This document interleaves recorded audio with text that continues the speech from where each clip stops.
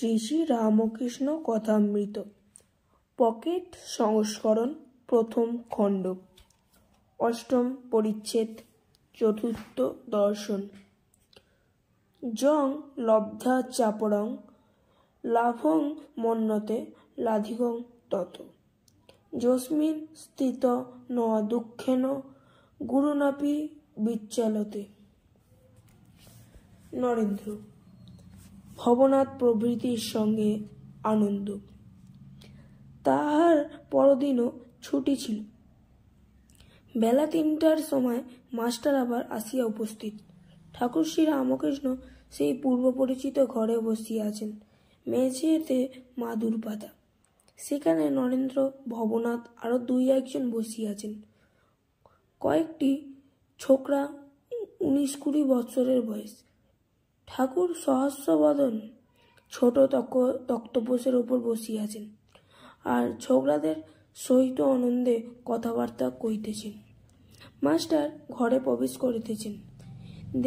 দেখি আইয়া ঠাকুর উচ্চ হাস্য করিয়া ছোকরাদের বলিয়া উঠিলেন, ওই রে আবার এসেছে বলিয়াই হাস্য। সকলে হাসিতে লাগলিল। মাস্টার আসিয়া ভূমিষ্ঠ হইয়া প্রণাম করিয়া বসিলেন। আগে হাতজোট করিয়া দাঁড়াইয়া প্রণাম করিতেন ইংরেজি পড়া লোকেরা যেমন করে, কিন্তু আজ তিনি ভূমিষ্ঠ হইয়া প্রণাম করিতে শিখিয়াছেন।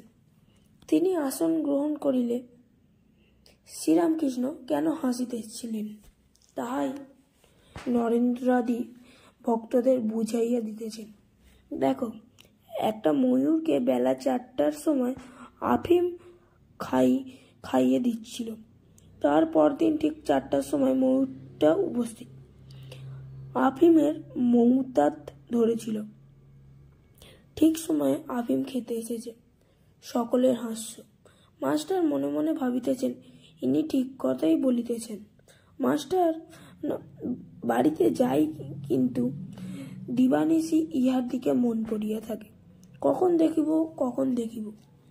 এখানে কে যেন টেনে আনলে।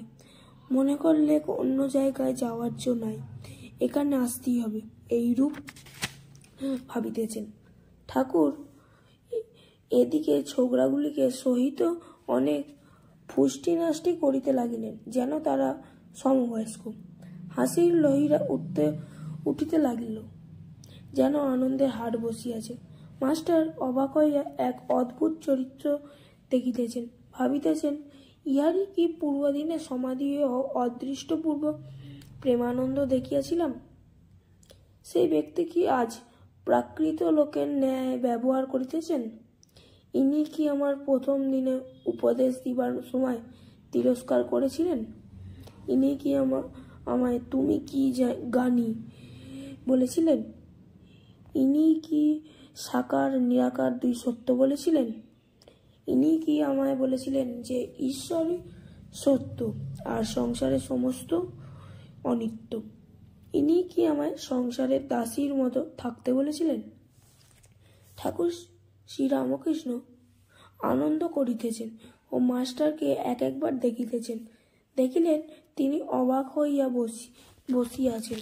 তখন রামলালকে সম্বোধন করিয়া বলিলেন, দেখো, এর একটু উমের বেশি কিনা, তাই একটু গম্ভীর।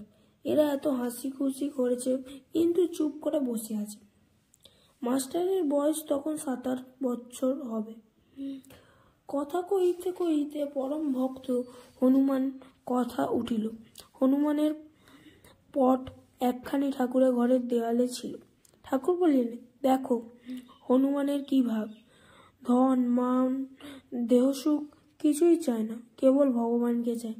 যখন স্ফুটি স্তম্ভ থেকে ব্রহ্মাস্ত্র নিয়ে পালাচ্ছে, তখন মন্দোদরী অনেক রকম ফল নিয়ে লোভ দেখাতে লাগলো।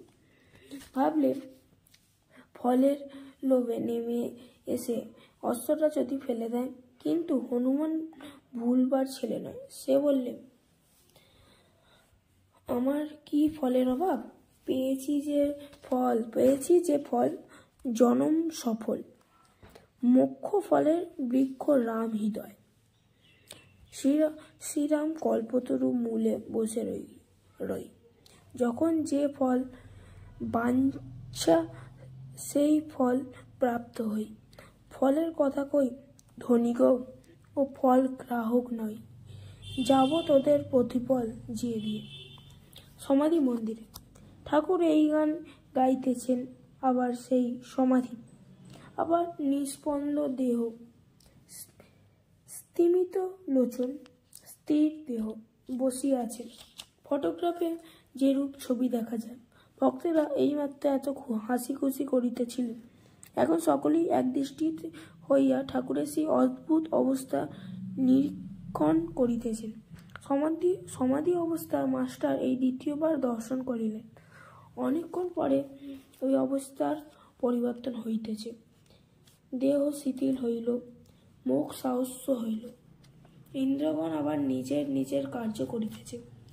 চক্ষের কোণ দিয়া আনন্দাশ্র বিসর্জন করিতে করিতে ঠাকুর রাম রাম এই নাম উচ্চারণ করিতেছেন। মাস্টার ভাবিতে লাগলেন, এই পুরুষই কি ছেলেদের সঙ্গে ফচকিমি করিতেছিলেন তখন, ঠিক যেন 5 বছরের বালক।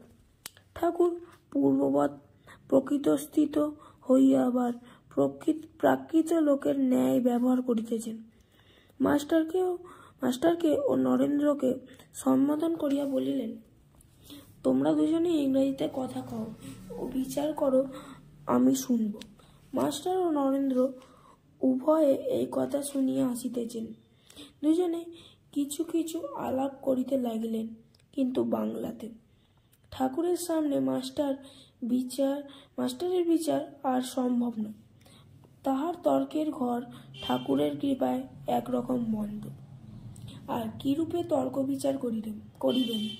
ঠাকুর আর একবার জিদ করিলেন, কিন্তু ইংরেজিতে তর্ক করা হইল না।